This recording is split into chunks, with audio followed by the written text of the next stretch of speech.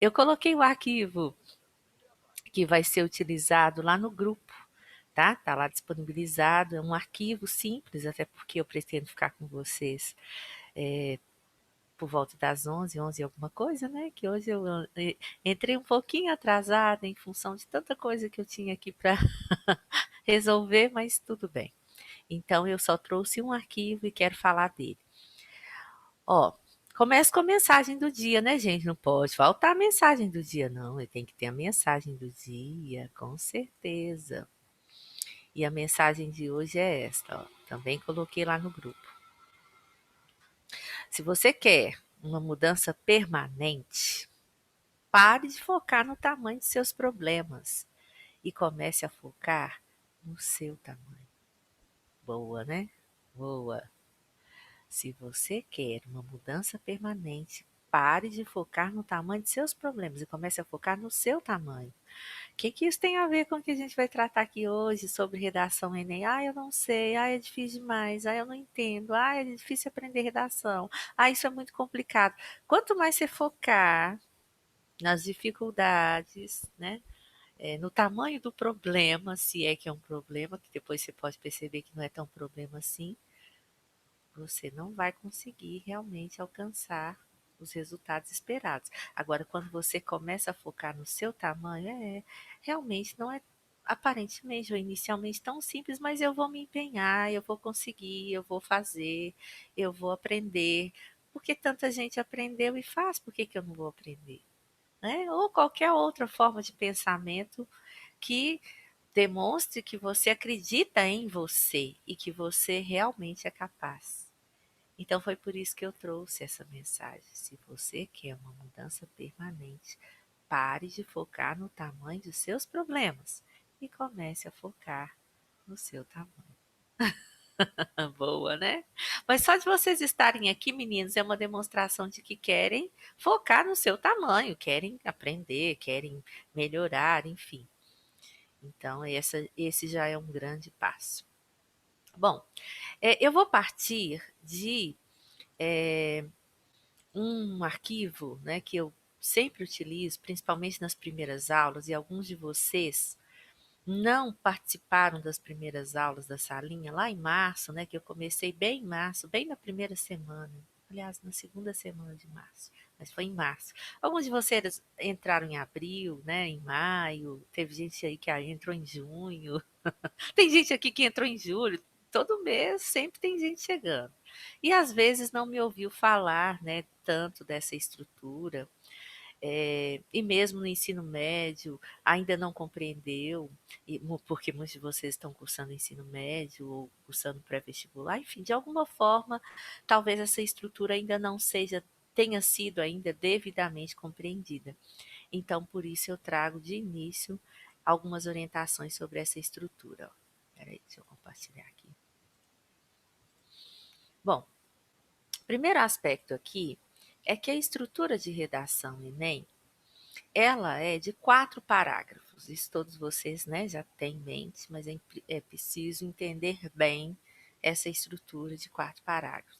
4 parágrafos com mais ou menos a mesma extensão. É aquilo que eu venho reforçando. Quanto mais você desenvolver os seus argumentos, melhor.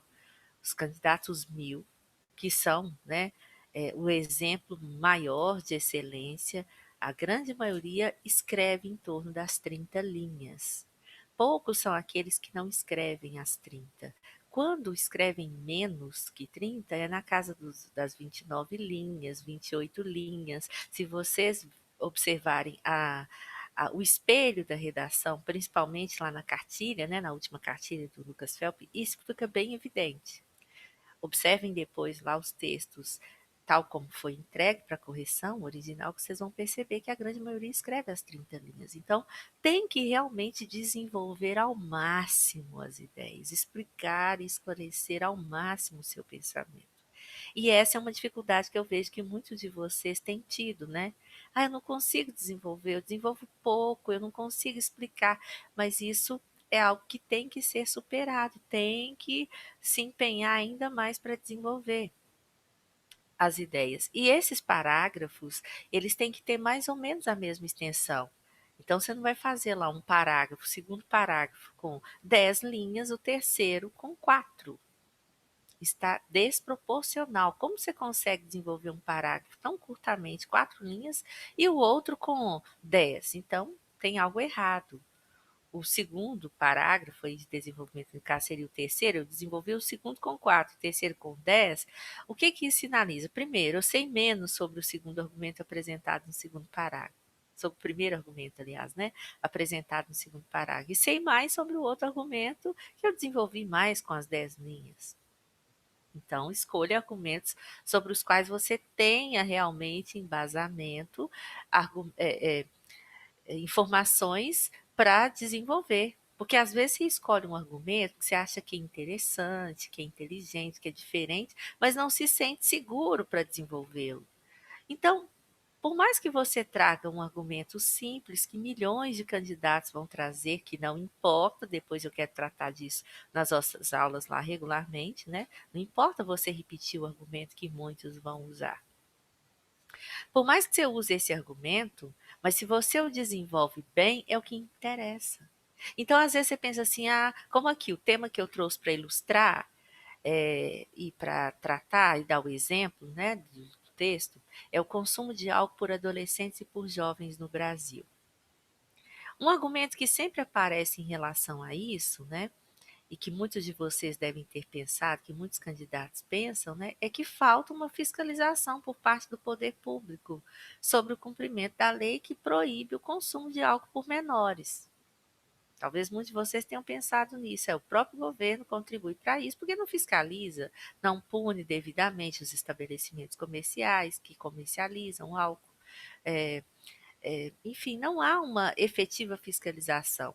Eu pensei isso e acho que milhões de candidatos vão pensar isso. Não importa, porque esse é um argumento é, inevitável. É claro que o consumo de álcool por adolescentes e jovens se dá em função da falta de fiscalização sobre o cumprimento da lei. Se houvesse efetivamente uma fiscalização, uma punição, haveria uma redução disso. Mas não há. Então, não importa que você tenha trazido esse mesmo argumento que milhões de candidatos tenham trazido, desde que você consiga desenvolver, é o que mais interessa. Tá? E muitas vezes eu sei que vocês eliminam esse argumento. Não, vou colocar esse argumento, não, porque muita gente vai colocar. Aí coloca um outro sobre o qual você não tem muita segurança. Eu pensei na influência da mídia, que a mídia influencia, né? De alguma forma o consumo. As músicas tratam disso, a publicidade de bebidas, mas eu não sei falar disso direito. Então, elimine esse argumento. Porque se for um argumento sobre o qual você não tem segurança, você vai desenvolver pouco. Então, escolha argumentos sobre os quais você consiga realmente tratar, mostrar, falar, demonstrar e desenvolva com mais ou menos a mesma extensão. Né? Claro que o parágrafo de introdução, como eu vim mostrando, ele pode ser curto, ele é só introdução. Mas os dois parágrafos subsequentes, segundo e terceiro parágrafos, têm que ser bem desenvolvidos, têm que ser extensos, senão você não explicita bem a ideia. Então, eu estou chamando atenção para esse aspecto. No primeiro parágrafo, então, a introdução, a tese e os argumentos. Isso é muito importante, gente. O corretor vai verificar se lá na sua introdução aparece efetivamente essa tese e esses dois argumentos. No segundo parágrafo, a explicação do primeiro argumento, que foi sinalizado lá em cima. No terceiro parágrafo, a explicação do segundo argumento. E, obviamente, no quarto parágrafo, a proposta. Eu creio que, assim, essa estrutura geral vocês dominam, conhecem, sabem, né?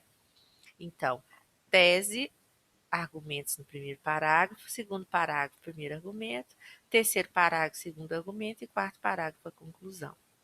Bom, e aí, um outro erro que eu venho observando nos textos de muitos de vocês é que em cada um dos 3 primeiros parágrafos, cuidado, tem que ter pelo menos uma área do conhecimento, ou seja, uma abordagem consistente, rica, que se apoie em conhecimento que você adquiriu ao longo da vida escolar, ou mesmo fora da vida escolar.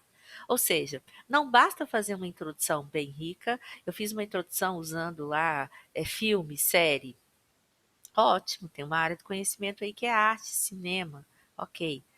Não, eu tenho que trazer outras informações ricas nos parágrafos subsequentes. No segundo, tem que ter uma outra informação, que seja uma teoria filosófica ou sociológica, que seja um dado estatístico, que seja um exemplo de uma situação cotidiana, que ilustre aquele comportamento ou que trate daquele problema, que seja, eh, enfim, algo que enriqueça essa argumentação, né? Um fato histórico, né? São múltiplas as possibilidades de argumentação.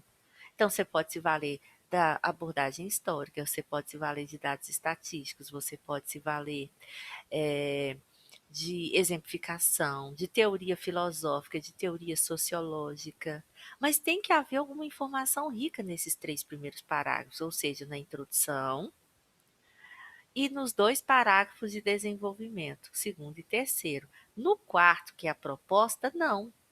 Porque o quarto, aí você tem que responder a essas 5 perguntas. O que o corretor vai verificar lá no seu quarto parágrafo é se, ao elaborar a proposta de intervenção, você realmente respondeu a essas 5 perguntinhas. O que é possível apresentar como solução, quem deve executar, como viabilizar, qual o efeito e que outra informação pode ser acrescentada. Se a sua proposta não contiver a resposta para essas 5 perguntas, obviamente haverá punição, a nota atribuída não vai ser uma nota máxima. Então, na proposta não precisa de área do conhecimento, não precisa de informação rica. Na proposta precisa responder a essas perguntas. Embora alguns candidatos consigam inserir lá na proposta um pensamento filosófico, sociológico, muitas vezes, né? Consigam trazer alguma informação.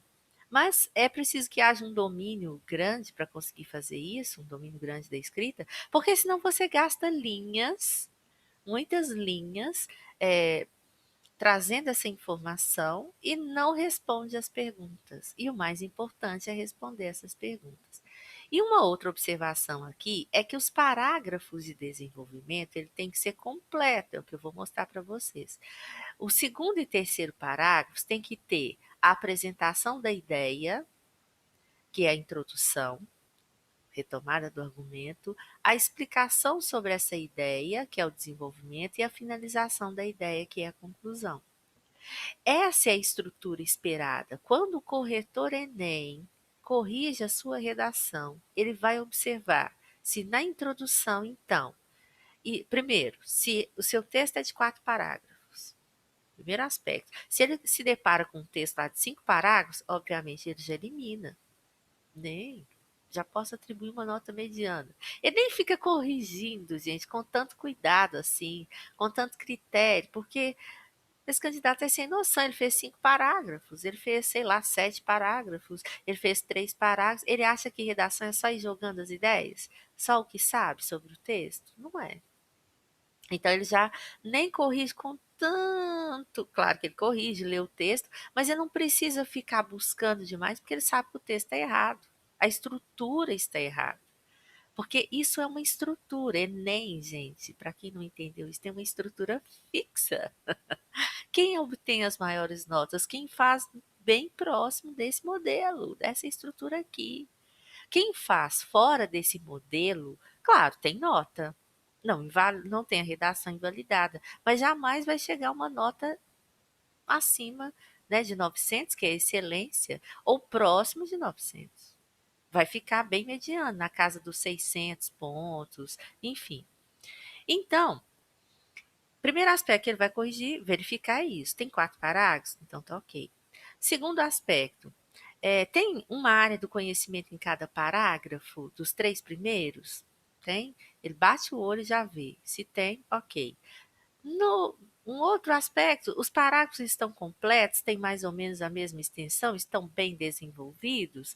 Então tá ok. E a proposta? Tem resposta para 5 perguntas? Então, também está ok. Claro que quem consegue atender em tudo, em todas essas exigências, com correção linguística, com bom vocabulário, é 1000. Né? O que acontece muitos, né, que alcançam notas próximas do 1000, na casa dos 980, 960, é porque fizeram dentro da estrutura, muitas das vezes, atenderam muito bem a esse modelinho, mas tem correções linguísticas, tem erros de português, então perde ponto na competência 1. Né? Eu mesmo, os meus alunos de nota 980 o ano passado, eu estava contabilizando esses dias, eu tive 10 alunos de nota 980, quase 10.000, né, notas 1000, que na verdade foi 1.000 por um dos corretores, mas 10 alunos que obtiveram 980. Eles perderam na competência 1, ou seja, eles perderam no critério que avalia os erros de português, porque nas outras competências, na estrutura, eles fizeram tudo certinho. Então, quem às vezes não alcança a nota máxima é por incorreções linguísticas ou por um deslize ou outro que pode ocorrer lá na proposta de intervenção, por exemplo. Eu já tive uma aluna assim de nota 980, que ao elaborar a proposta, isso foi em 2018, ela ficou pé da vida, eu lembro. Ela respondeu a todas as perguntas, faltou uma, faltou o como, lá ao sugerir a ação. Ela sugeriu duas ações, e aí na primeira ela fez completinha, a segunda ela não respondeu ao como. Ela não perdeu ponto nem por erro de português, mas perdeu por não responder a uma das perguntas da proposta. Enfim, então o 1000 é a excelência de quem atende em tudo, né? Que estrutura dentro desse modelo e tem boa correção linguística e um bom vocabulário, consegue conciliar tudo. Mas é possível, claro, chegar bem próximo disso, e o nosso trabalho, nosso estudo, nosso, meu e de vocês é nesse sentido, né? Então, ó, eu trouxe aqui para nortear as orientações, né, e um exemplo de texto a partir dessa temática aqui, consumo de álcool por adolescentes e por jovens no Brasil. Um tema assim de fácil entendimento, né? Então por isso que eu escolhi trazê-lo. Eu até nem não propus a redação sobre esse tema na salinha ainda este ano. Eu sempre proponho esse tema, que é um tema bem amplo e é um problema social grave, tinha que ser sim revisto, repensado, e não é. Embora muitos de vocês nem vejam como problema, mas é, né? Por quê? Porque olha aqui o texto 1. A venda, a oferta, fornecimento, entrega e permissão do consumo de bebida alcoólica, ainda que gratuitamente aos menores de idade, é proibida. Ou seja, a gente se esquece que menores de 18 anos que são menores de idade, não podem consumir bebida alcoólica. E por mais que isso seja banalizado, aceito socialmente, instigado pela mídia, instigado até mesmo pela própria família, porque há pais que também chegam a incentivar, ou não necessariamente incentivam, mas também não restringem esse consumo, não orientam, ou até agem, né, de forma a consumir em excesso o álcool. E, claro, motivam os jovens a isso. Não é um comportamento legalizado do ponto de vista jurídico legal, ou seja, consumir bebida alcoólica é, acima de tudo, um crime. Ou comercializar bebida alcoólica para quem é menor é crime. E a gente se esquece disso. Se é proibido por lei, é crime. E a lei que estabelece isso, ó, é uma lei de 1990, de 13 de julho de 1990, lei número 8.069. Então, é previsto em lei. Aqui o texto 2, eu não vou ficar lendo, mas traz um exemplo de uma jovem que começou a beber aos 16 anos, quando chegou aos 26, ela já tinha se tornado alcoólatra e enfim, teve problemas seríssimos em função desse consumo de álcool excessivo. Ó. Ela diz, mas o cuidado com a bebida vai ser para sempre, né? E, e aqui a psicóloga até diz que o consumo de álcool entre mulheres, por mulheres, é ainda mais desastroso, né? As mulheres têm necessidades e carências muito peculiares, ou seja, por mais que se banalize, e tem sido banalizado esse consumo por mulheres, mas é algo ainda mais prejudicial porque o organismo feminino é mais sensível ainda a esse consumo. Aqui o texto 3 traz a imagem, né, de um de um adolescente, quase que uma criança lá, se embriagando ó, incentivada pelos colegas, né? Essa foto ilustra bem, na roda de amigos, nas conversas, nas festas, nos eventos, é claro que esse consumo é incentivado. E as pesquisas apontam que esse consumo tem aumentado cada vez mais cedo, entre jovens de 13 anos, começa lá aos 13, ou até menos que isso, 12 anos. Observando a idade, né, escolar, muitos começam a beber lá no nono ano, nas festas de formatura, né, aos 14 anos, 13 anos, final dos 13, início dos 14, e estendem isso para a adolescência, a juventude afora. Então, como o caso dessa jovem, ela começou a beber aos 16, 16. Aos 26 ela era alcoólatra, né? O vício já tinha tomado conta. Aqui, tanto que ela diz aqui, não era incomum que chegasse em casa às 4 horas da manhã sem se lembrar do que tinha feito na noite anterior. Foram 8 anos de bebedeira até procurar ajuda. Hoje, com 26, depois de 2 anos de tratamento, ela se sente curada, né? E a história dela é um exemplo doloroso do crescimento do alcoolismo entre mulheres, um drama que cresce sem freio, mas que continua sem receber o cuidado devido no Brasil.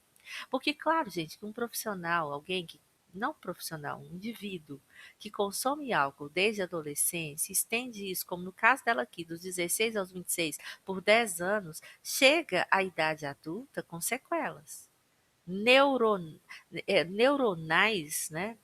Em relação aos neurônios, a formação biologicamente falando, né? Psicologicamente falando, o desempenho de alguém que consome álcool em excesso, começando na adolescência, de longe é o mesmo de alguém que não consome tanto assim. Não é que não se, né, que seja prejudicial o consumo, vez ou outra, mas aqui a gente está falando do consumo excessivo, do alcoolismo mesmo, que muitos tendem, né, a se tornarem alcoólatras e sem que percebam. Se bebe todo final de semana, bebe em excesso, como muitos adolescentes e jovens começam a beber na sexta e vão, né, até o domingo, final de semana fora, embriagados, né? Claro que o rendimento não é o mesmo. Então, essa é a problemática envolvendo. Menores não estão preparados biologicamente e emocionalmente para esse consumo. E aqui o texto 4 fala da prevenção, que é uma forma de possibilitar ao jovem que possa construir uma identidade sólida. Ou seja, a família peca muitas vezes em não conversar abertamente sobre isso. A escola, que deveria ser um ambiente de discussão sobre essa problemática, também não é, né? A escola acaba se eximindo dessa responsabilidade, lida com jovens, sabe de jovens que se embriagam, mas não trata disso, não fala sobre isso. É como se não percebesse, não visse o problema. E a escola é um lugar de formação, né? Como Paulo Freire já dizia, a educação tem que ser libertadora, transformadora, e nem sempre é.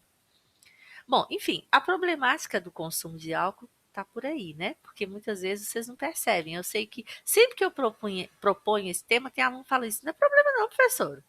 Que isso, problema? Eu não vejo isso como problema, não é normal, ué. Todo mundo hoje bebe, todo jovem bebe, não, não são todos. Cuidado com a generalização, né? Não são todos, há muitos que não bebem. E não é pelo fato de muitos beberem, significa que seja correto. É justamente por banalizarmos as atitudes errôneas que muitas vezes elas passam a ser vistas como corretas, mas não são. Né? Então a discussão aqui em torno desse consumo é, acima de tudo, de que ele é proibido por lei, de que ele é crime.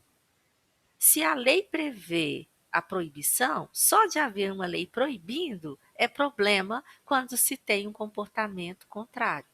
E aí, lembrando, temas de Enem são sempre um problema social, nacional, mundial, mas é um problema. E tem que ser problema para que ao final do texto você possa propor a intervenção, a ação que vá diminuir esse problema, que vá contribuir para a redução daquele, como nesse caso aqui, comportamento. Se jovens e adolescentes menores estão consumindo álcool, o que fazer para que consumam menos? É essa a linha de raciocínio. Então eu trouxe aqui, gente, um exemplo de um texto simples. Eu não peguei texto 1000, eu peguei um texto mais simples, até de uma aluna minha de primeiro ano do ensino médio. Eu propus esse tema para eles esses dias, e eu tive uma aluna que fez um texto muito bom e eu quis trazer o texto dela para mostrar. Né? Um texto simples, com vocabulário mais simples, para que vocês compreendam melhor a estrutura. Deixa eu só tomar um golezinho aqui de café. Aceita um cafezinho? Bom, né? Deixa eu ver aqui que tem comentário. Tem uns bons dias que eu dei para todo mundo. Quando o tema, alguém colocou aqui, quando o tema abordado é um problema social em que já existe lei como punição, é possível relacionar a persistência do problema ao fato da lei ser falha? Sim, com certeza. Aí lá na proposta de intervenção você pode até sugerir, não é criar mais lei, porque a lei já existe, e sim é, efetivar o cumprimento da lei, fazer cumprir a lei. Nesse caso aqui, aumentando a fiscalização, a punição sobre quem comercializa bebida para menores, responsabilizando alguém por isso, pelo crime, porque é um crime, né? Mas é possível sim, né? Falar da punição, do cumprimento da lei. E também falar que há persistência do problema porque não há efetivamente o cumprimento de uma lei que estabelece aquilo. Certinho o raciocínio, tá? Tranquilo, meninos? Estão compreendendo bem? Vou dar nome aqui, deixe-me ver. Ô Marcos, Marcos Vinícius, está me acompanhando bem? Tranquilo, Marcos? Fala comigo aí. Pode falar por áudio, pelo chat, da forma como você achar melhor. Tá conseguindo acompanhar bem? Sim? Roberta? Ok. Então vamos lá. Ó, então essa aluna optou por iniciar a redação dela com a referência ao artigo do Estatuto da Criança e do Adolescente, que trata também da proibição. Ou seja, não é proibido só lá pela lei, né? Número 8.069. O Estatuto da Criança e do Adolescente traz no seu artigo 243 essa proibição. Ela pesquisou, provavelmente, porque as redações estão sendo feitas em casa, com a possibilidade de pesquisa, né? Mas mesmo que você não tivesse a possibilidade de pesquisar, porque numa redação fora de um sistema de preparação, né, no Enem real, lá na prova oficial, se eu não souber a lei, eu posso fazer referência a ela sem colocar o número da lei. Eu sei que isso está previsto no Estatuto da Criança, ou eu sei que isso está previsto na Constituição, na Declaração Universal dos Direitos Humanos, mencione isso. Então, a lei tal como aqui assegura tal coisa. Seria a afirmativa. Depois você vai gerar a oposição, a problemática mostrando a lei prevê isso, mas isso não é feito. A linha de raciocínio é essa, né? Que eu já mostrei. E possibilita fazer uma introdução simples, curta, até para que você ganhe linhas para o desenvolvimento. Então, ó, o artigo 243 do Estatuto da Criança e do Adolescente assegura que é proibido qualquer incentivo ao consumo de álcool por menores de 18 anos. Ok, bem claro. O Estatuto prevê proibido qualquer incentivo ao consumo. Tá, e daí? Entretanto, aí vem a conjunção adversativa, a palavra que você vai usar para gerar a ideia oposta. Então, você poderia usar aqui, que muita gente até brinca, porém, mas, porém, contudo, entretanto, no entanto. Olha que simples, né? Traz ali a ideia da lei, em seguida coloca uma conjunção que indique ideia contrária, oposta, mas, como aqui, mas é possível afirmar, porém é possível afirmar, entretanto, como foi usado aqui, é possível afirmar, contudo. Eu estou indo assim bem simples, porque quem está tendo dificuldade até na estruturação do parágrafo inicial, de início, faça introduções como essa, valendo-se de leis, fazendo referência à Constituição, como eu disse, a declaração, até que você consiga elaborar outras formas de desenvolvimento do texto. Mas aqui então vem, entretanto, é possível afirmar que tal lei não é efetivada no território nacional. Ou seja, a lei não é cumprida. O efetivada aqui significa cumprida. uma vez que o alcoolismo entre crianças e adolescentes constitui uma diversidade, a diversidade que tem sentido de problema, né, que aflige a nação brasileira. Quando ela coloca aqui, ó, que a lei não é efetivada no território nacional, uma vez que o alcoolismo entre crianças e adolescentes constitui uma diversidade que aflige a nação brasileira, isso aqui é o que a gente chama de tese, que é o que eu mostrei para vocês lá no início. A introdução ela tem que conter a tese e os argumentos. A tese é a ideia que você vai defender no seu texto.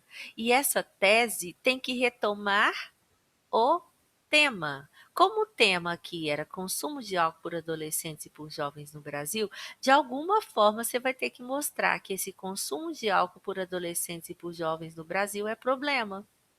E ela faz isso aqui, quando ela coloca que o alcoolismo entre crianças e adolescentes, né? Poderia até pegar a partir daqui. O alcoolismo entre crianças e adolescentes constitui uma diversidade, ou seja, um problema, uma dificuldade que aflige a nação brasileira. Então, o tema aparece na introdução dela. É isso que tem que ficar muito claro para o corretor. Ele vai realmente buscar lá na sua introdução essa referência clara e direta ao tema. Então, está aqui a tese. O alcoolismo entre crianças e adolescentes constitui uma diversidade. Bom, apresentada a tese, ou seja, apresentada essa explicitação do tema na introdução, tem que ser trazidos os argumentos. É como se você dissesse assim: olha, eu vou falar aqui no meu texto, tá? Grosso modo, só para vocês entenderem. Eu vou falar aqui no meu texto que o consumo de álcool entre crianças e adolescentes é um problema no Brasil, né? Se aflige a nação brasileira. Como é que retoma muito bem aqui, ó? Olha as palavras reaparecendo, as ideias. No Brasil, foi substituído por nação brasileira. A ideia da diversidade, que é a ideia do problema. E crianças e adolescentes, aqui apareceu como adolescentes e jovens, ela substituiu porque até em termos de definição de fases, né? Na verdade, a adolescência vai até os 24 anos. Há uma linha aí de pensadores, psicólogos que dizem que a adolescência tem se estendido cada vez mais, né? Então, na verdade, não termina aos 16, 17, como muitos imaginam, 13, 14, não, vai até os 24. Então, aqui ela usa crianças e adolescentes, mas vejam que há essa retomada, então, da ideia. Então, é como se ela dissesse assim, ó, no Brasil, crianças e adolescentes consomem álcool, sendo menores de idade, isso é um problema.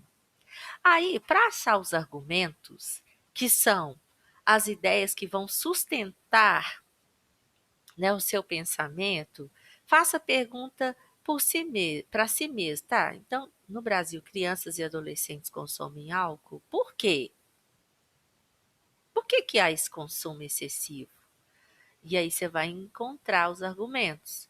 Aqui ela trouxe inépcia estatal, ou seja, o descaso, inépcia é o mesmo que descaso, é o mesmo que negligência, descuido. Então, por causa do descuido do Estado, estatal, do Estado, do poder público e da sociedade em relação ao problema. Ou seja, tanto o Estado quanto a sociedade não estão nem aí para isso. Não estão preocupados. Se houvesse verdadeiramente uma preocupação com o problema, esse problema seria combatido. Porque aquilo que há, né, para o que há uma preocupação e uma ação efetiva, há verdadeiramente um combate, uma redução. Por exemplo, como agora estamos vivendo aí o período da pandemia. É perceptível a preocupação tanto do Estado quanto da sociedade em restringir, em coibir, em diminuir o número de pessoas que contraem Covid, obviamente. E claro que a doença pode ir sim aos poucos, como tem diminuído, né, em alguns casos, em várias situações. Em outros, a gente percebe que se a sociedade se descuida e se o Estado também não toma as devidas providências, o problema não diminui. Aí vem um aspecto que eu saliento, que você pode sempre trazer argumentos que se liguem ao Estado e à sociedade. Isso aqui é algo que facilita a sua linha de raciocínio.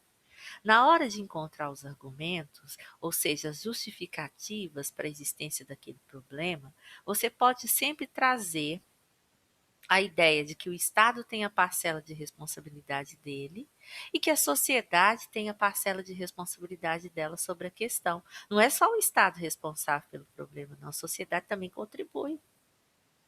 E muitos candidatos vão exatamente nessa linha de raciocínio. Se vocês buscarem lá na introdução do texto deles, os dois argumentos, vocês vão perceber, principalmente os de 2020, né? Muitos candidatos culparam o Estado, no caso do estigma associado às doenças mentais, por não promover o tratamento devidamente a quem tem doenças mentais, para ir contribuindo para a redução do preconceito, porque se as pessoas que têm doenças mentais fossem tratadas pelo Estado devidamente, tratadas mesmo, passassem por tratamento psicológico, fossem amparadas pelo poder público, elas seriam mais aceitas, porque elas estariam até mais inseridas no meio social, né? Haveria um respeito. Olha, fulano tem depressão, mas tem assistência lá do governo, grosso modo, para fazer tratamento, tem psicólogo para auxiliar, tem psiquiatras, profissionais da área de saúde mental que atendem, porque o Estado se preocupa com pessoas assim. Então, elas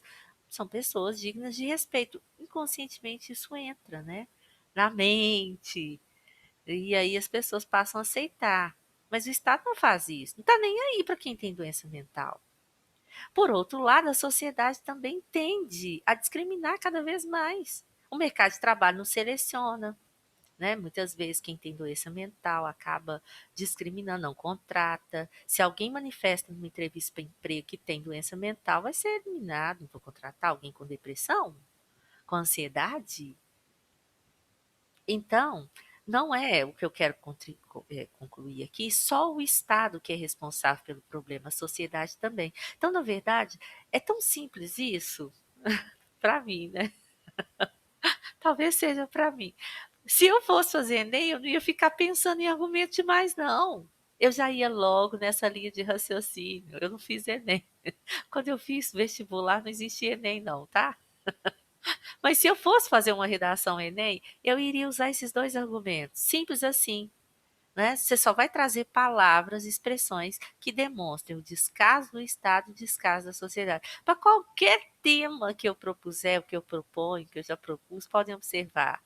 Né? Dá sempre para encaixar esse descaso do Estado e esse descaso da sociedade com o problema. Então, quais palavras você pode usar? Inépcia, negligência. Porque inépcia, negligência, descaso, há várias palavras que remetam à mesma ideia, né? Então, aqui, essa aluna colocou a tese: o alcoolismo entre crianças e adolescentes constitui uma diversidade que aflige a nação. A tese não tem que ser necessariamente uma frase, talvez muitos de vocês aprenderam, tem que fazer uma frase tese. Não, não. Você tem que trazer a tese, a ideia. Você pode fazer a tese numa frase, mas aqui não, a tese dela está dentro dessa frase maior aqui. É um trecho ali da introdução que evidencia que você vai falar do tema.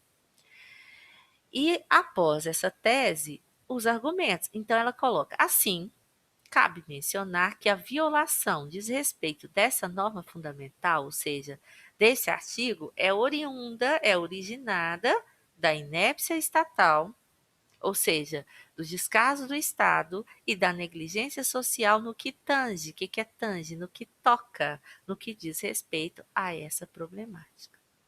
A introdução está pronta. É isso que o corretor vai verificar. Tem a tese ali? Tem. Tem os dois argumentos ali? A sinalização do que vai ser discutido? Tem. Então, tá ok. Se você opta por colocar um filme, né? Aí são as formas de introdução. Da mesma forma, você vai colocar lá o filme tal mostra tal realidade, tal como mostrado no filme. No Brasil também isso acontece. Aí vem a tese. Isso acontece por isso e aquilo outro. As formas de introduzir são múltiplas, né? Mas o importante é que você demonstre ali exatamente a ideia que vai ser defendida e os dois argumentos. Natália, tá dando para me acompanhar bem aí, Natália? Tá sim, eu ia tirar uma dúvida agora. Pode falar. É assim, quando a gente tem um modelo de redação que no final a gente coloca, depois que a gente apresentou Seu áudio está falhando. a tese Não falhou, não deu para te ouvir. e os documentos, a gente apresentou o Natália, seu áudio está falhando demais. A conexão acho que não tá boa. Faz um favor, escreve. Escreve lá no chat. Parece que caiu. Você me ouviu? Eu não consegui te ouvir. Marcos, fala comigo. Tranquilo? Tá dando para acompanhar bem? Marcos Vinícius. Eu tô chamando os dois em especial aqui, gente, porque eles chegaram por esses dias, né? E entraram na salinha esses dias e eu preciso, né? Quis principalmente essa aula para dar essas orientações gerais para eles sobre a redação. Não que vocês não, né? Como eu disse, convidei todo mundo, não foi só eles, mas principalmente os dois a quem eu tinha prometido essa aula para nivelar. Mas quem mais está aqui? Deixa eu ver. Maria Eduarda, tranquilo, Maria Eduarda? Maria Eduarda Assis. Tranquilo. Você já domina essa introdução, né, Maria Eduarda? Você está tranquilo na introdução. No início tinha aquela dificuldade, agora você já está conseguindo elaborar bem. Isso aí você já superou, não é? Só precisa desenvolver mais os argumentos. Vou falar disso agora, né?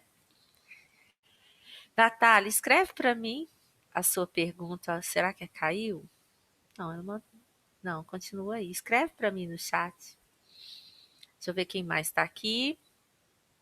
Quem mais está aqui? Gabriel, tranquilo. Natan, Roberta, Tiago. Vai manifestando aí. João Pedro. Estão compreendendo bem? Bom, aí vejam só. O argumento 1 dela foi a inépcia estatal. Ah, ok. Gabriel disse que está tudo ok. Tá ótimo. Roberta também. Ah, que bom. Natan disse que está tudo certo. Então tá bom. Eu quero que vocês entendam, tá? Ah, então tá bom. Que bom que você está aqui, João. Que ótimo! Muito bom saber que você está participando. Maravilha. Muito bom. Então, o argumento 1 dela, gente, foi a inépcia estatal. Aí, claro, ela vai ter que explicar essa inépcia. Como assim? Ali em cima, ela só sinalizou. Agora, ela vai ter que explicar essa ideia. É como numa conversa informal. Alguém diz assim: hoje é sábado, você vai sair? O que você vai fazer hoje? O que você vai fazer hoje? Aí você diz assim: embora hoje seja sábado, eu não vou sair. Essa é a tese, essa é a ideia. Isso porque eu estou sem ter para onde ir e estou sem dinheiro. Exemplo. Você só sinaliza. Aí a pessoa diz assim: eu não entendi muito bem. Como assim? Me fala sobre isso aí. Não entendi o que você quis dizer. Bom, em primeiro lugar, eu disse que eu não vou sair hoje porque eu não recebi nenhum convite, não tem para onde ir, é porque eu não recebi nenhum convite. Eu costumo receber convites para sair nos finais de semana, mesmo em período de pandemia, de isolamento, mas neste final de semana em específico eu não recebi nenhum convite, então eu estou meio perdida. Isso é a explicação do argumento. Além disso, eu também, não tendo para onde ir, porque ninguém me convidou para nada, eu gostaria de criar o meu próprio programa, fazer algo por mim mesmo, sem ter que receber convite, mas para isso preciso de dinheiro, eu estou sem dinheiro.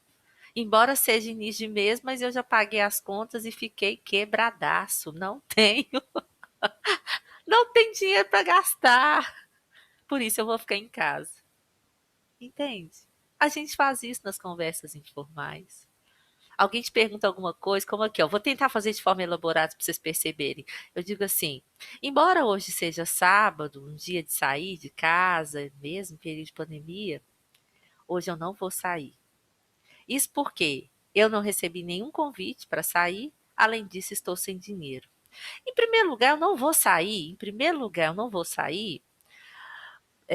porque eu não recebi nenhum convite. Eu costumo receber convites, mas especificamente neste final de semana não recebi convite nenhum. Então, eu vou ter que ficar em casa.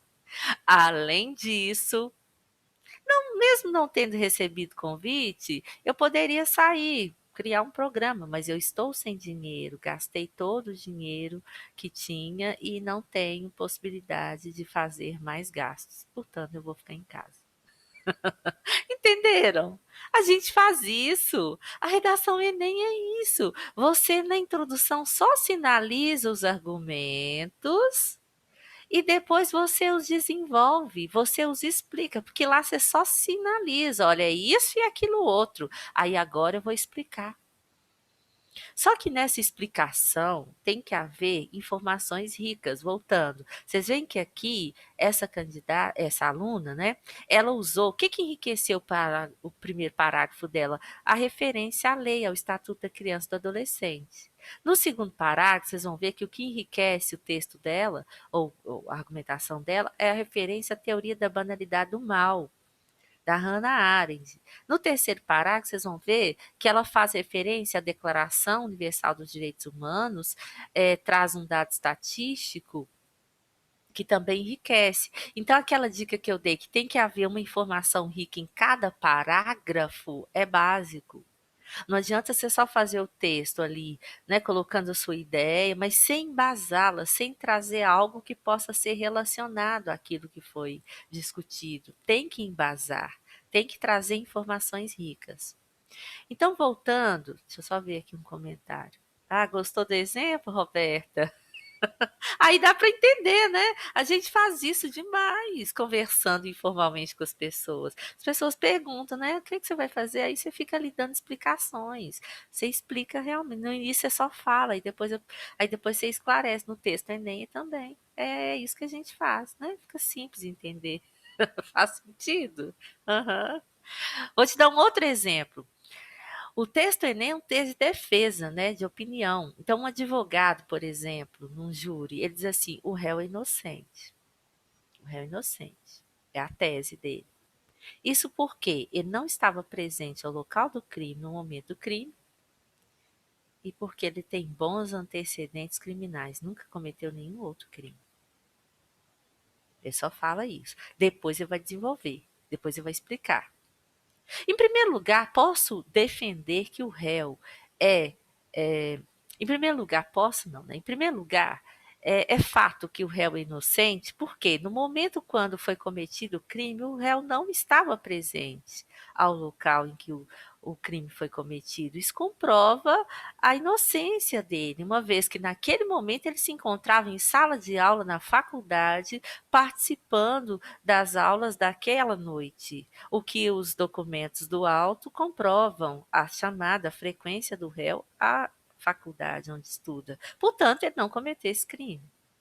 Em segundo lugar, ou além disso, o réu também não cometeu crime, uma vez que ele é alguém de boa índole, não possui antecedentes criminais.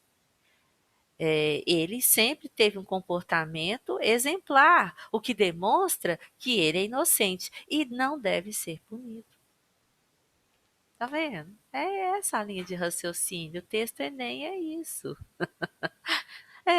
Você apresenta a ideia e desenvolve. Alguém colocou aqui: eu me sinto uma deputada na tribuna refutando a oposição ou apresentando um projeto de lei. Isso mesmo.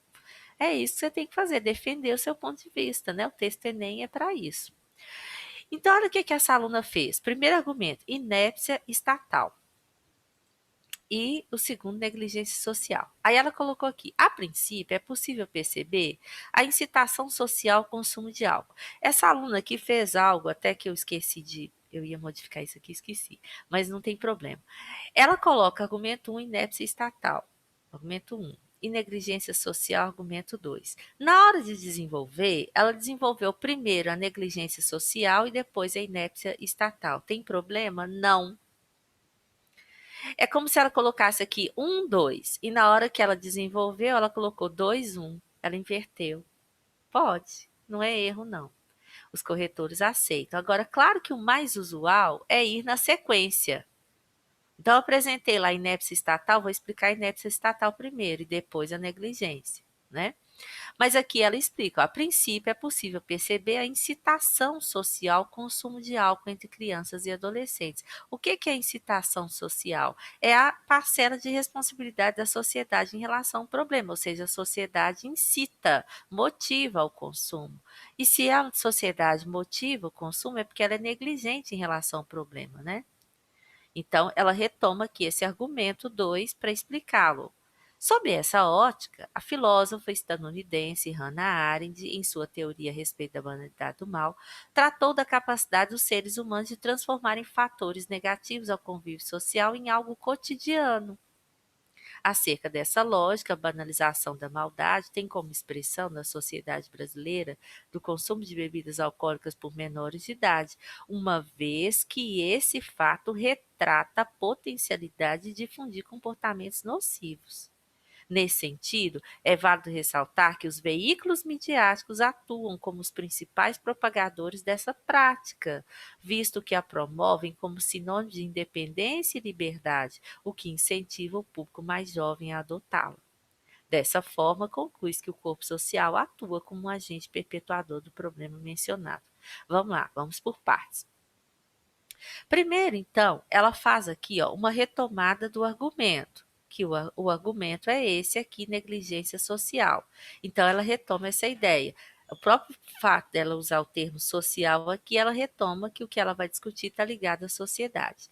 Então, é possível perceber a incitação da sociedade ao consumo de álcool, ou seja, se a sociedade incita, motiva o consumo de álcool, é porque ela é negligente, ela não está nem aí, se ela está motivando consumir, então o problema é de quem consumir, de quem beber. Em seguida, ela vai desenvolver esse argumento, vai explicar o máximo que puder a respeito do argumento. Isso é o desenvolvimento. E depois ela vai concluir, obviamente, a conclusão, que foi o que eu mostrei lá em cima. Os parágrafos têm que ser completos, eles têm que ter a introdução, que é a apresentação da ideia, a explicação da ideia e a finalização. E ela faz isso aqui. Então, primeiro ela retoma o argumento e aí ela explica. Para explicar esse argumento, aí ela se vale de uma teoria filosófica que é a banalidade do mal. Só para vocês entenderem, porque esse argumento aqui, ele é coringaço, dá para usar em qualquer tema. Eu escolhi um texto relativamente simples, relativamente, né, que ele está muito bem escrito, mas para que vocês compreendam, né, como ali dei a ideia, a orientação sobre a inépcia estatal e a negligência social que é sempre possível, e aqui a banalidade do mal. A banalidade do mal foi uma teoria desenvolvida pela filósofa, jornalista, né, Hannah Arendt. A Hannah, ela foi convocada para cobrir a Segunda Guerra, para ir para os campos de batalha e verificar o que ocorria lá nas batalhas na guerra, na Segunda Guerra, como jornalista. Quando ela chegou aos locais, né, de batalha, ela ficou assustada. Como que a morte era banalizada, os soldados, né, claro, guerreando, e não estava nem aí se o seu amigo, companheiro mais próximo ali morresse. Vários corpos estendidos ali ao chão, muita gente morrendo, e a guerra, claro, a luta continua, ninguém está nem aí pelas vidas perdidas. Isso chocou muito a Hannah. Quando ela voltou para fazer a reportagem, né, para escrever sobre o que ela viu, ela começou a refletir também sobre o que ocorria fora dos campos de batalha e percebeu que na vida social as pessoas de alguma forma também se comportavam assim, diante de tantos problemas, de tantas práticas indevidas, de tantas coisas ruins acontecendo, ninguém se preocupava tanto assim. O mal se tornava banal, aceitável socialmente. E aí ela desenvolve essa teoria chamada banalidade do mal. Ou seja, nós nos acostumamos com o que é ruim. Nós tratamos o que é ruim, o que é mal, como algo banal, natural. Isso é a teoria da banalidade do mal, que se aplica a qualquer tema. Então, nesse caso aqui, essa candidata, ou essa aluna, né, melhor dizendo, associou com o consumo de bebidas alcoólicas. Por quê? Porque a gente se acostuma com o consumo de bebidas alcoólicas por adolescentes e jovens. Mas isso não significa que seja correto, que seja aceitável. Nós aceitamos, mas não é aceitável. É ruim, é incorreto. Qualquer tema proposto, nós nos acostumamos com o preconceito cometido a quem tem doenças mentais, mas não significa que isso seja correto, aceitável, entendem? Então foi isso que ela falou aqui, ó. Ela então retomou a incitação da sociedade ao consumo de álcool. Aí ela trouxe a teoria da Hannah Arendt. Sob essa ótica, sob esse olhar, a filósofa estadunidense Hannah Arendt tratou da banalidade do mal, né? Que é a capacidade dos seres humanos de transformarem fatores negativos ao convívio social em algo cotidiano, ou seja, as pessoas aceitam com naturalidade o que é ruim. Então, ó, quando você for usar uma teoria filosófica, sociológica, você vai colocar primeiro a teoria. Explica a teoria. Depois você relaciona essa teoria com o tema. Aí ela coloca, acerca dessa lógica, em relação a isso, a banalização da maldade tem como expressão na sociedade brasileira o consumo, que é o consumo de bebidas alcoólicas por menores de idade. Ou seja, Hannah Arendt falou que há uma tendência a banalizar o mal. Em relação a isso, pode associar o consumo de álcool por adolescentes e jovens, por menores no Brasil, que também fica banalizado. Tá vendo? Então você coloca a teoria, você associa a teoria com o tema. Você dá consistência à sua argumentação, é como se você dissesse assim, ó, isso que eu estou trazendo aqui, alguém já estudou e já falou disso, Hannah Arendt falou disso, essa banalização aqui, ó, tão aceitável, isso foi estudado por um teórico, por uma filósofa. Entenderam a linha de raciocínio? Por isso você tem que conhecer as teorias filosóficas e sociológicas para associá-la. Aí ela continua, né? Nesse sentido, é válido ressaltar que os veículos midiáticos atuam como os principais propagadores dessa prática, ou seja, a mídia em si contribui para isso. E a mídia é representativa da sociedade, do meio social, né? Da sociedade, não é o poder público. Então, a mídia aqui são os veículos de comunicação de massas, emissoras de TV, de rádio, os veículos de comunicação, internet. De alguma forma, o tempo todo esse jovem é incitado a consumir. As próprias publicidades levam a isso, né? Então, esses veículos midiáticos atuam como os principais propagadores dessa prática, porque promovem é, essa prática, né, como sinônimo de independência, liberdade, o que incentiva o público mais jovem a adotar essa prática. Então vejam que ela explica bem. Ela traz a teoria, associa a teoria com a realidade, com o problema proposto, e aí ela conclui. Para concluir, imagina que tem alguém lá, ó, te perguntando: como assim? Fala mais sobre isso. Ou o que você quis dizer com isso? Fala mais não. O que você quis dizer com isso? A que conclusão você quer chegar? Dessa forma, conclui-se que o corpo social atua como um agente perpetuador do problema. Ou seja, corpo social aqui é a sociedade. Então, dessa forma, conclui-se que a própria sociedade atua como alguém que contribui para o problema se manter, quando incita lá o consumo do álcool. Estou sendo clara? Tranquilo? Posso continuar, gente? Já são 11h07. Posso concluir ou paro por aqui? Como é que vocês querem? Posso continuar? Ah, então tá. Então tá bom. Ótimo. Natália, depois você me escreve a sua dúvida ou me manda um áudio, porque na hora que você falou, parece que a sua internet estava oscilando, eu não consegui entender o que você me perguntou, tá?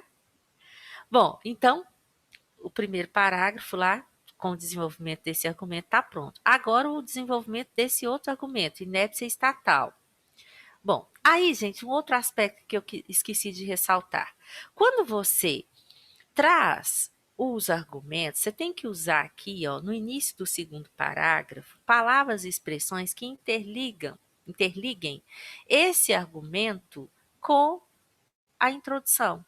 Então, eu posso até disponibilizar novamente lá no grupo, deixa eu só abrir aqui, a lista dos mecanismos coesivos, que são as palavras e expressões que podem ser usadas para interligar as ideias. Deixe-me procurar aqui os mecanismos. Espera aí só um minutinho. Que vocês podem usar. Eu já tenho essa lista pronta, eu vou mandar no grupo lá de novo, ó. Deixa eu abrir aqui. Já mastigadérrimo, você não pode ir jogando a ideia lá não, você tem que interligar, então tem que usar palavras e expressões interligando. Então, ó, ao início do segundo parágrafo, você vai usar palavras e expressões como em primeiro lugar, em primeiro plano, em primeira análise, sempre a ideia de primeiro. Como o exemplo que eu dei lá, né?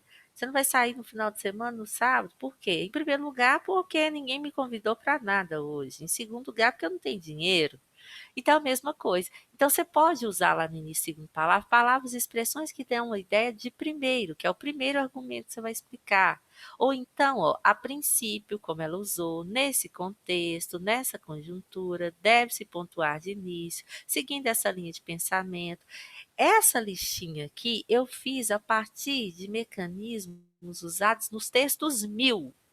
Eu peguei textos 1000 das últimas edições de Enem, então tá super atual. Vou até verificar nos textos 1000 de 2020 da cartilha que saiu quarta-feira, mas eu creio que não acrescentou. Os candidatos utilizam esses mecanismos, essas palavras e expressões para interligar. Se você segue isso aqui, claro, você está escrevendo a um nível de excelência, está usando os mesmos mecanismos que muitos candidatos de excelência usaram. Então, é ótimo, né? Então, vai fazer o segundo parágrafo, tem que usar essas palavras e expressões. Vai fazer o terceiro parágrafo, tem que usar também ao início essas palavras e expressões. Aí você vai apresentar o segundo argumento, então tem que trazer um mecanismo que dê ideia de acréscimo. Então, some-se a isso, análogo a isso, é relevante abordar também, também é válido ressaltar, tá bem? Tá vendo? A ideia de acréscimo. Em segunda análise, se eu usei lá em primeiro lugar, eu posso usar no terceiro parágrafo em segundo lugar, em segunda análise. Ou seja, mas tem que haver essa ideia de acréscimo, de que você está trazendo um outro argumento ali. No exemplo que eu dei, não vou sair hoje, sábado, em primeiro lugar, que ninguém me convidou para sair. Em segundo lugar, porque eu não tenho dinheiro. Ou eu não vou sair hoje, em primeiro lugar, porque eu não tenho dinheiro. Além disso, ninguém me convidou, vice-versa, enfim. E, na conclusão, palavras e expressões que dão ideia de conclusão. Destarte, que é o mesmo que portanto, sendo assim, dessa forma, logo, né? Eu vou mandar, assim que terminar a aula, essa lista, isso está lá no grupo nosso de WhatsApp, mas quem entrou depois talvez não tenha visto, eu vou mandar de novo essa lista que está mastigadíssima. Na hora de fazer a redação, você só vai lá e vai consultar. Não é simplesmente desenvolvendo a ideia ali aleatoriamente, né? É realmente interligar uma ideia à outra. Tá sendo clara aí, Natália? Estou sendo clara? Porque você fez isso no seu texto, naquele texto. Você não interligou as ideias. Tem que interligar, tem que usar esses mecanismos coesivos, né? Para poder conseguir demonstrar bem o pensamento. Voltando aqui, deixa eu só aumentar aqui um pouquinho.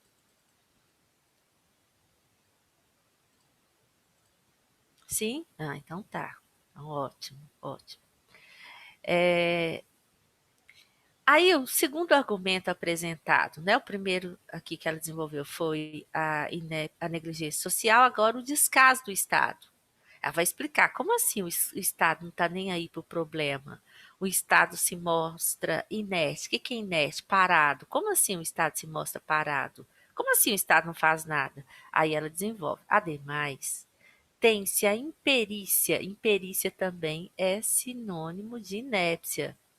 Tem-se a imperícia governamental em supervisionar a venda e o consumo de bebidas entre o público infanto-juvenil.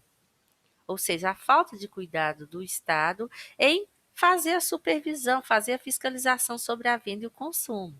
Tá vendo? Então aqui, ó, ela usou lá na introdução inépcia estatal. Como é que ela retoma isso? Imperícia governamental. Ela traz a ideia de novo com outras palavras, ou pode ser com a mesma palavra também, mas tem que trazer essa ideia no início do parágrafo para mostrar que você vai falar daquele argumento. Aí, vocês já compreenderam, nos períodos subsequentes aqui, ela vai fazer o desenvolvimento desse argumento, para depois fazer o quê? A conclusão. Então, ela desenvolve, olha lá. Nesse contexto, é importante destacar que a Declaração Universal dos Direitos Humanos, promulgada pela Organização das Nações Unidas em 1948, defende a preservação absoluta da infância e da adolescência. Assim, cabe ao governo federal responsabilizar-se pela coibição do consumo de bebidas alcoólicas pela parcela da população menor de 18 anos. No entanto, mesmo que essa ingestão se mostre legalmente proibida, há por parte do Estado uma negligência em sua fiscalização, dado que, conforme a Fundação Oswaldo Cruz, Fiocruz, em 2019, 34% dos adolescentes brasileiros teriam consumido álcool, o que demonstra a carência de medidas por parte dos órgãos responsáveis para minimizá-lo. Portanto, pode-se afirmar que o poder público fere a própria Constituição Federal Brasileira ao falhar em retificar a problemática exposta. Percebem que está realmente desenvolvido? Está realmente explicado? Alguém me perguntando aqui se a aula vai ficar gravada, que tem que sair. Sim, pode sair tranquilo, vai ficar gravada. Luiz Otávio disponibiliza hoje ainda, tá? Ele tem que concluir, porque tem que baixar e tudo, mas hoje já vai pro nosso grupo de WhatsApp. Pode ir tranquila, tá? Espero que tenha te ajudado. Pode ficar tranquilo.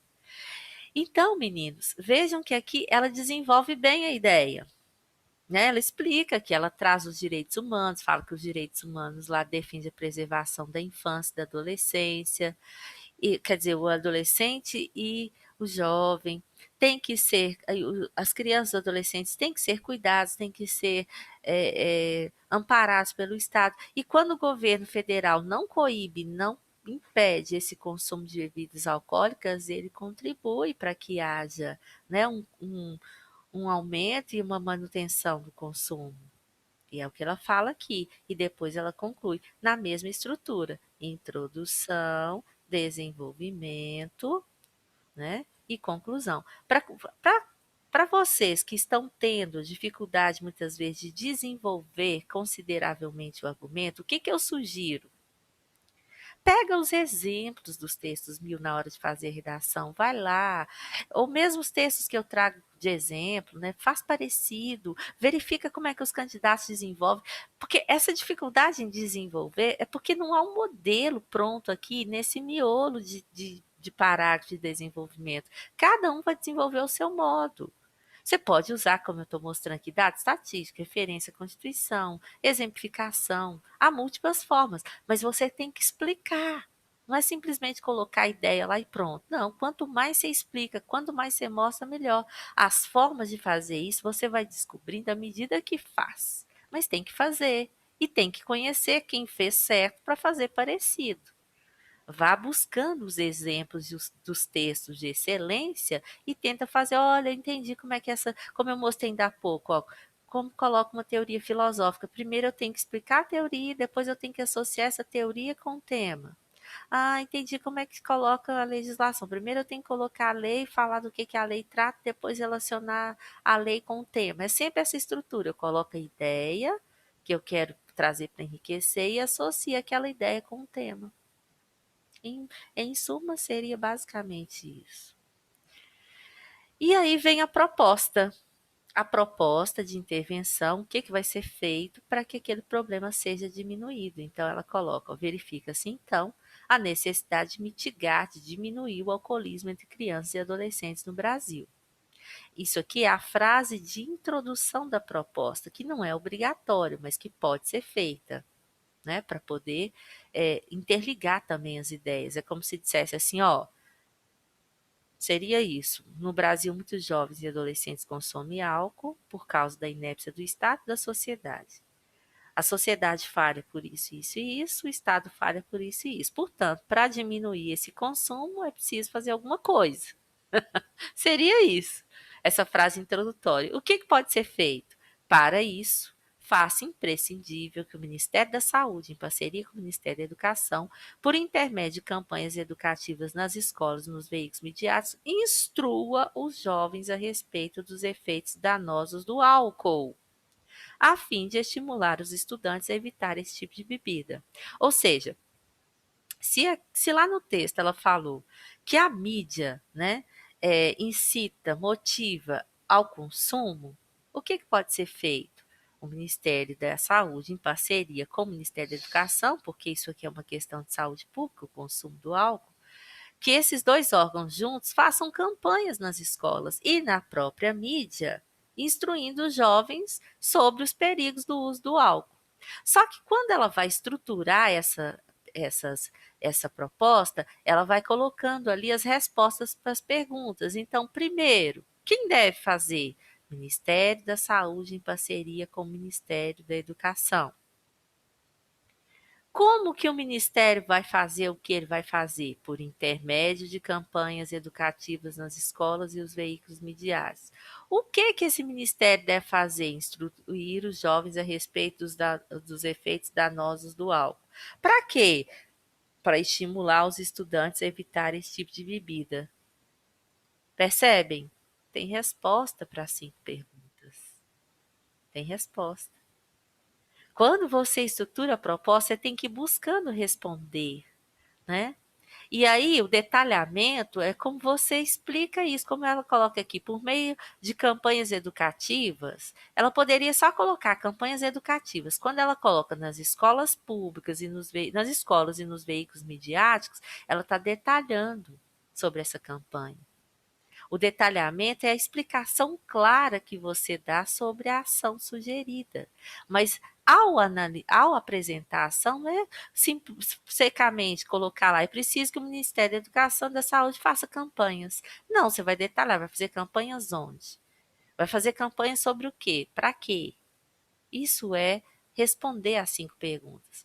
A outra ação que ela sugere, né? Já que ela falou aqui que a mídia falha, né, que a mídia incita o consumo, ela coloca aqui, ó, paralelamente, é necessário que o governo federal, mediante o aumento da fiscalização, restrinja a difusão da bebida como status social pela grande mídia. Se a mídia está divulgando, né, muito, então ela está dizendo que tem que haver uma fiscalização para que a mídia não fique divulgando tanto. Com o quê? Com o objetivo de coibir o vício pelo álcool entre indivíduos. Então, quem? O governo federal. Como? Mediante o aumento da fiscalização. O que? Restringe a difusão da bebida como status social. Para quê? Com o objetivo de coibir o vício. Tá vendo? Ela sugeriu 2 ações. E essas ações estão apresentadas de forma completa. E aí ela finaliza. Assim, tornar-se-á possível a efetivação do artigo 243 do Estatuto. Ou seja, ela começou a redação falando do artigo 243. Ela finaliza a redação falando do artigo 243. É o que a gente chama de redação cíclica. Começa com uma ideia e termina com aquela mesma ideia. Porque se lá ela fala que a lei não é cumprida, o artigo 243 não é cumprido, então na proposta, após apresentar as ações, ela diz: se for feito isso aí que eu estou sugerindo, então o artigo vai ser cumprido, a lei vai ser cumprida. Meninos, sinalizem para mim, em linhas gerais vocês compreenderam melhor a estrutura, quem não compreendia tão bem, eu preciso que vocês se manifestem. Perguntas, se quiserem perguntar. Natália, quem sabe agora você consegue perguntar? Ela caiu de novo, né? Vamos lá. Ana Luísa, alguma pergunta, Ana? Fala um pouquinho do que você percebia, Ana Luísa Borati. Qual que era a sua grande dificuldade ou é a sua dificuldade? Você tinha essa percepção da estrutura toda? Você sabia a estrutura ou a dificuldade de fazer realmente, de desenvolver a proposta de intervenção? Tá. Mas o desenvolvimento, você sente que você também não consegue muitas vezes desenvolver? Você percebe? Que às vezes você Tipo não. assim, eu sei a estrutura, Mas, e tipo assim, minha cabeça fica cheia. Quando eu vejo o tema, minha cabeça fica cheia de coisas, sabe? Uhum, Mas, quando eu vou passar pro papel, eu tenho muita dificuldade, muita mesmo, porque uhum, eu não sei, tipo assim, eu fico com dificuldade para escolher o que que eu vou colocar, da forma como eu vou fazer e tal. Mas uma coisa que tem me ajudado muito são as cartelas que você me mandou, sabe? Aquela do Lucas Phelps também é muito boa. uhum. E aí eu vou, tipo, indo. As cartilhas. É, as cartilhas, isso. Aí, e também antes das cartilhas, eu, tipo, se for um tema que eu não tenho nada na cabeça, tipo, se eu não tenho noção nenhuma do que eu vou pôr, tipo aquela do trânsito, eu não fazia a mínima ideia do que eu colocava. Aí eu pesquisei, tipo, li alguns textos e tal na internet, Ótimo. e depois fiz. A leitura também ajuda muito, que aí você vai tendo informações a respeito, né? Agora, vá nessa linha de raciocínio, Ana, não falha. Não precisa ficar buscando demais argumentos, não. Pensa o Estado. Em que o Estado falha? O que o Estado não faz que tinha que fazer? Que é a inércia governamental em relação ao problema. Você já tem esse argumento. E o que a sociedade não faz? Igual lá, o uso, né? Você está falando aquele de uso do celular ao volante. Em que o Estado é responsável pelo problema? E não fiscalizar. Pensa, olha a linha de raciocínio. Existe uma lei, está sendo descumprida. Está sendo descumprida porque o Estado não fiscaliza. Se o Estado fiscalizasse devidamente, é ser humano, né? Se o Estado fiscalizasse devidamente, haveria mais respeito à lei. Porque se a gente sabe que tem punição, que tem fiscalização, a gente teme, não vou fazer isso não, porque eu posso ser punido, posso pagar multa, posso isso, aquilo, como aqui, né? Os estabelecimentos, não vou vender para menor, não. Se eu vender para menor, eu posso, se eu vender, eu posso ter o meu estabelecimento interditado, vou pagar multa, eu vou ser penalizado, mas não acontece isso, então continua se agindo de forma indevida. Vai nessa linha de raciocínio. Se é um problema para o qual já existe uma lei, então, tem que fazer cumprir a lei. O Estado não faz, então ele é responsável. A sociedade, por sua vez, também age de forma incorreta, indevida. Aí você não precisa ficar pesquisando demais. Você vai nessa linha de raciocínio. Aí, para desenvolver, Ana, a dica, insista nisso aí que você já começou a fazer. Volta lá, vê os exemplos de textos 1000 para fazer parecido. Ou textos de excelência para eu mandar, como esse aqui, ó. Vou fazer parecido com o que está aqui. Até que você ganhe segurança para fazer, imita quem faz certo. Ok? Deixa eu ver aqui, tem vários comentários aqui. Você falou então que sabe a estrutura, que sempre faz isso, tal, tal. Natália colocou, eu não consigo desenvolver, colocar no papel, mas eu percebi que é preciso ler mais. Às vezes você falar de alguns autores, eu não faço nem ideia. Pois é porque para escrever bem tem que ler, Natália. Então, de repente, o seu processo agora vai ser mais de leitura, né? De busca de informação. Então, por que não começar pelos textos? 1000, lendo os textos 1000. E essa cartilha que está ótima, que traz comentários, né? A Ana Luísa colocou, às vezes eu sei o que colocar, assim eu também preciso ler mais. Pois é, a leitura é fundamental. Natália, a internet não está legal hoje, mas consegui esclarecer minhas dúvidas, me ajudou muito. Ah, que bom. E as cartilhas são perfeitas, sim.